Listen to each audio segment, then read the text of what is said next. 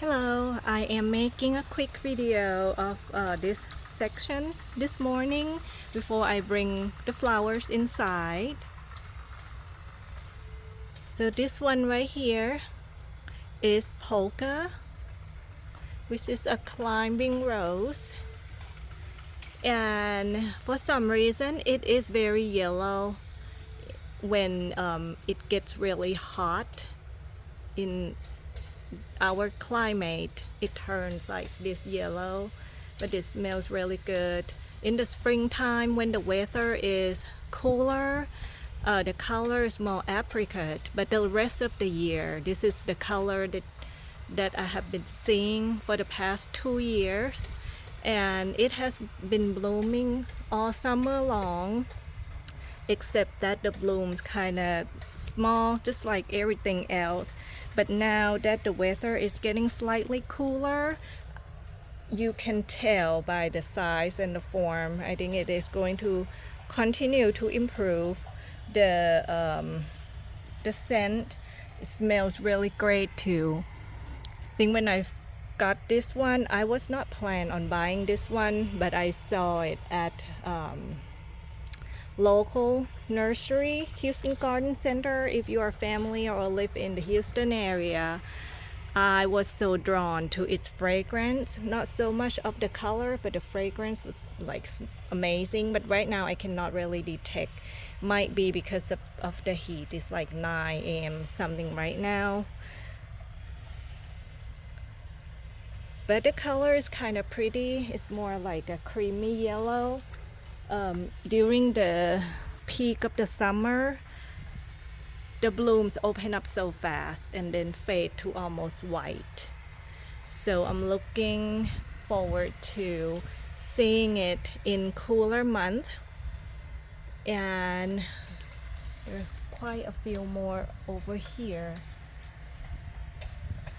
few more, but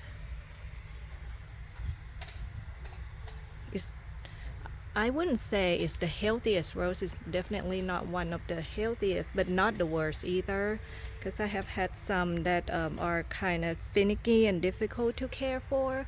So if you like this type of color, this could be something to consider, but just know that during the heat, and if you live in Texas, Houston, anywhere in the south where we have humidity and high heat, is not going to be apricot, at least in my experience. Or it could be my soil pH that caused it to be this color, but when it's in the nursery it is in this color as well when I bought.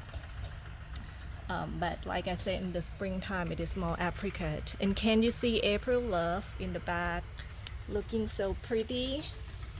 So many bloom now, and I finally managed to bend down that cane. If you remember, and if look at my other video, that cane, it was sneaky. It grew through the lattice, which made it impossible for me to train, so it went all the way up.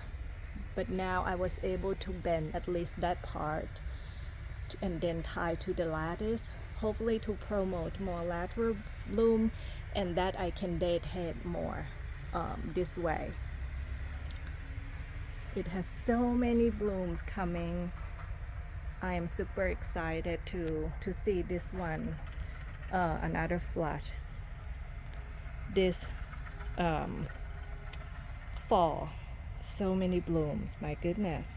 I think it has even more buds and blooms than in the springtime. I don't remember seeing it having these many buds in this past spring, but it finally decide to wake up and put on the show, which is great. Look at that. I mean, our weather is still in, I think, over 90 degree, and today is supposed to be 97. At this point, anything below triple digit weather is a blessing. Isn't that crazy how we used to complain, oh my gosh, it's like 95 degrees, so hot.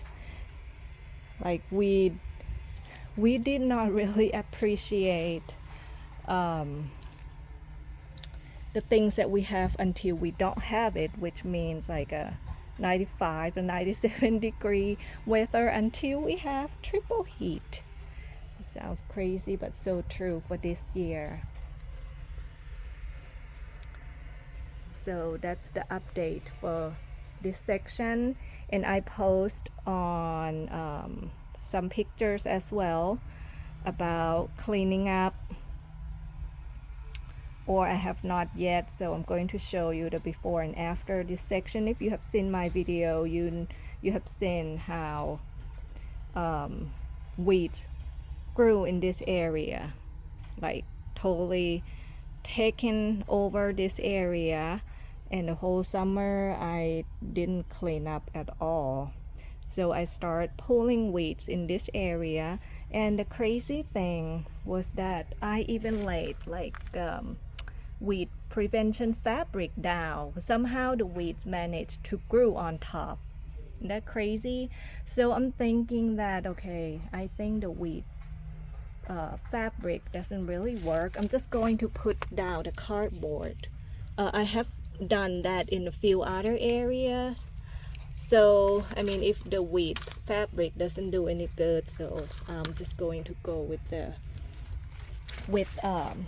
just regular cardboard, cut them up and then lay over, and then top with mold. If you go to grocery store in the morning, sometime when they stock up in the throughout the store, you can ask them for the cardboard boxes as well. I don't think they are going to use those for anything, so might as well just use them in the garden, and then that's the way to save money, right? So that we can save more money to buy like soil, fertilizer, more roses, or even other plants. Sounds like a good plan to me, right? Okay, so the sun is hiding for a little bit now, so maybe you can see a little better as far as the color. It opens up, like this is kind of cute, like all ruffle. And these canes right here, I'm going to prune this morning. There's quite a few dead cane, like as you can see, that one is like wood and dead, right? Same as that one. So I'm going to clean up real quick before it gets super duper hot. However, let me warn you, polka is thrip magnet. I'm not kidding you. And in my rose group, growing roses in Houston, Texas rose group, if you are on Facebook, I know not everyone likes Facebook, but if you are on Facebook and looking for a community to connect with other rose lover, there's a growing roses in Houston, Texas, and also roses in Austin, San Antonio groups where you can connect with others. Some other people have the same experience with polka being thrift magnet. At this point, everything in my yard is thrift magnet, but this one, thrift love it a lot. I'm not sure why, but it is surviving.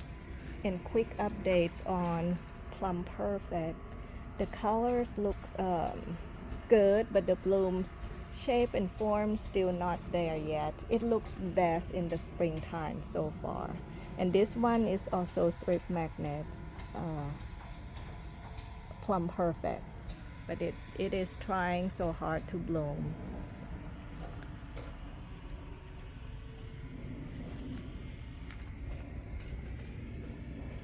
It's April Love, so I think I can most likely deadhead that one.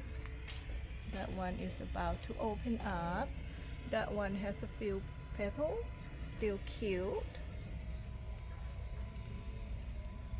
I think roughly I am seeing at least 15 or even 20 buds on here. I cannot wait for this one to bloom. So pretty, and today the sky is so blue, so gorgeous. Beautiful day. So I hope you all have a lovely, lovely day, and check out rosesinhouston.com website. If you are new, I have many blog post topics in the work that I need to sit down. The hard part of that is to look through my photos, which takes the longest, and then write the blog post. But they are coming. Hang in there. I'm working on them. And I will see you in the next video. Have a lovely day.